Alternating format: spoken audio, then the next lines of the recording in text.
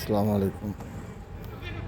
সারাদিন কাজ করছে, সকালবেলা স্কুলে গেছে, সারাদিন কাজ করছে আমার সাথে। আবার আবার রোজা রয়েছে সারাদিনই।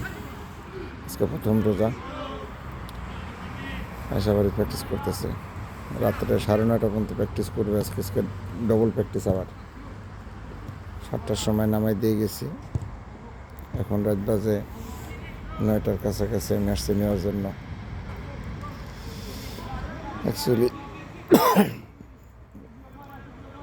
আমরা কষ্ট শিখাইতেছি বাচ্চাদেরকে। একটা 16 বছর বয়স, 17 বছর বয়সের রানিং এখন।